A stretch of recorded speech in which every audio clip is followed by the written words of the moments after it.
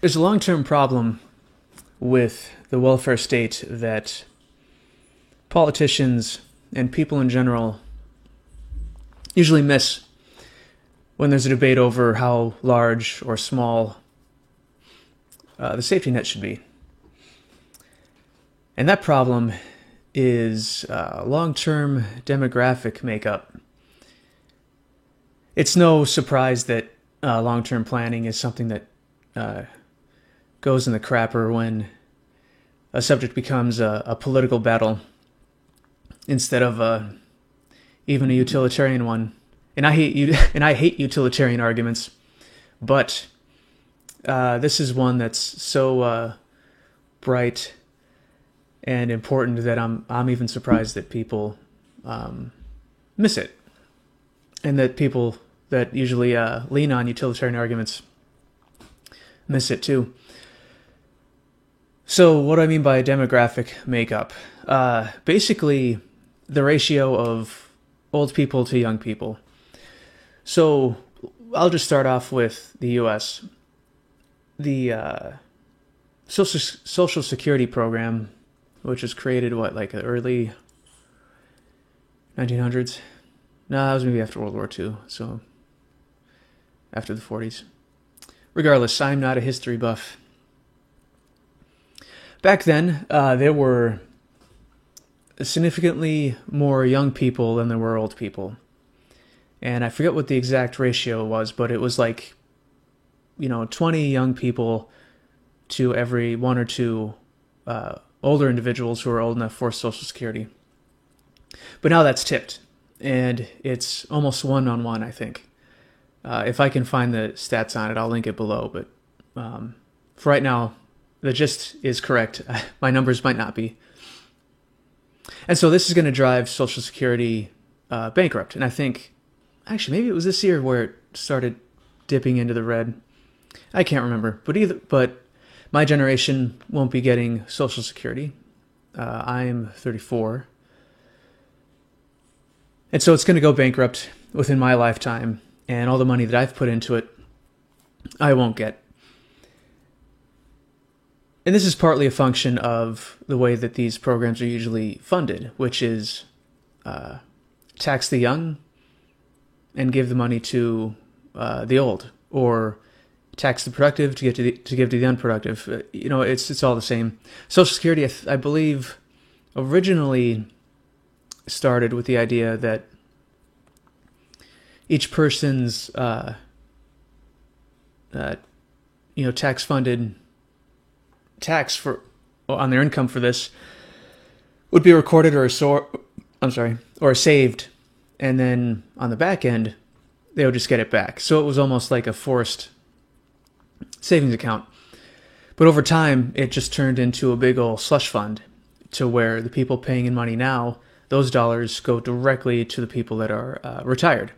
And I believe this has to do with the government routinely raiding these Social Security funds. And this shouldn't be unpredictable for anybody who pays attention. The government can't help but spend all the money and more money that it can ever pull in. And so with Social Security, there's a pool of money sitting there, ideally supposed to sit there until the individuals who paid in reach retirement age, and then they get it back. Well, the money's sitting there, it's not doing anything, and they couldn't keep their hands out of it, and so now they just spend it consistently, as far as I understand.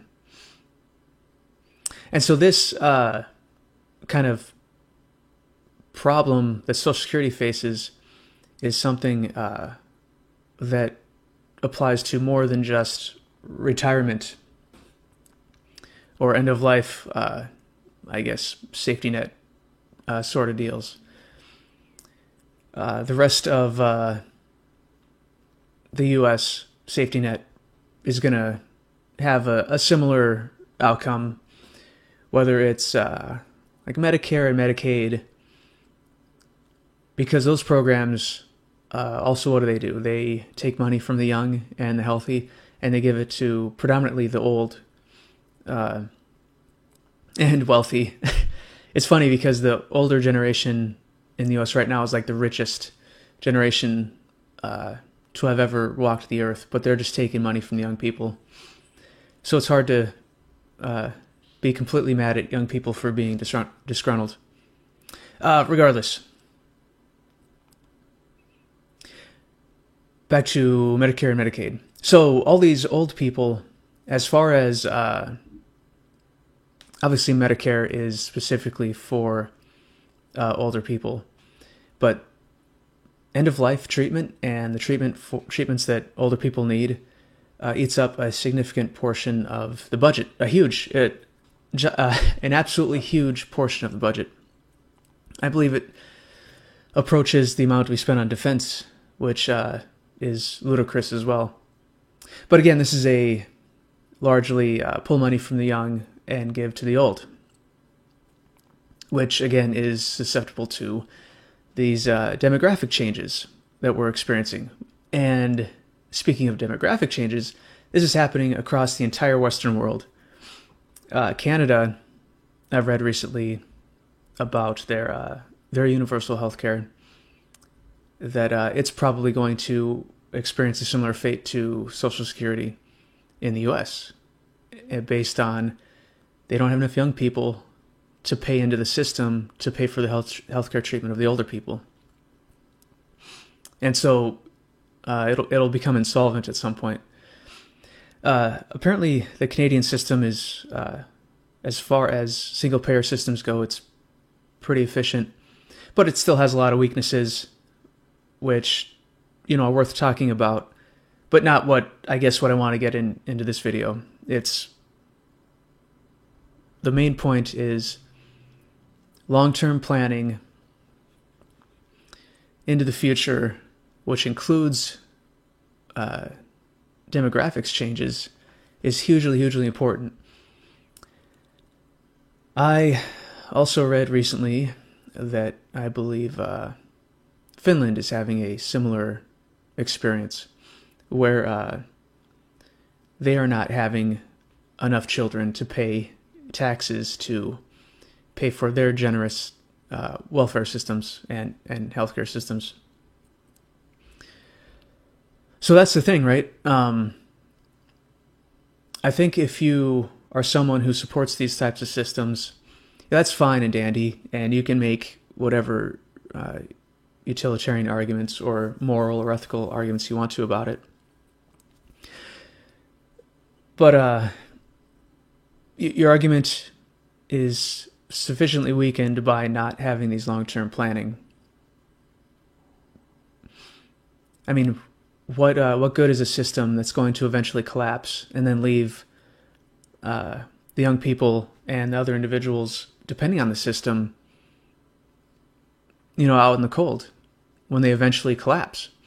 And so in a kind of way, it's a theft from the future to pay for goodies for the now, which is really, really, it's an appealing thing to do. I mean, why? Since people do tend to not plan very far forward, if you give them goodies now, they'll never realize that they've been cheated until it's occurred.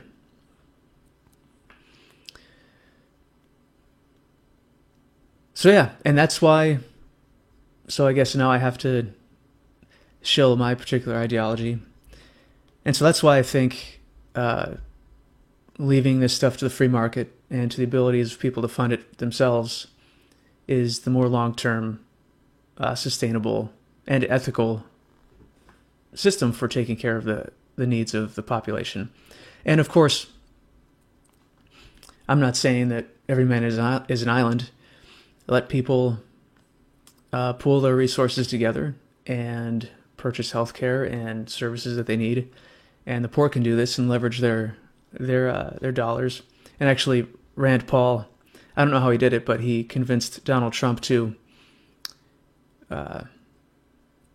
break down the state barriers between health insurance markets. So now, I don't know when it will take effect, maybe immediately.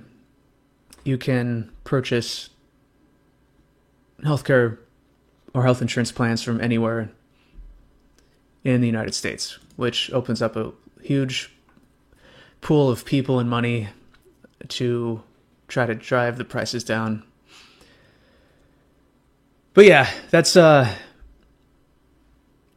biggest flaw I see with the current welfare and safety net programs implemented by the government and supported by a lot of people. And hopefully we can have a graceful transition out of that when it all collapses due to demographic changes. Thanks for listening. See you later.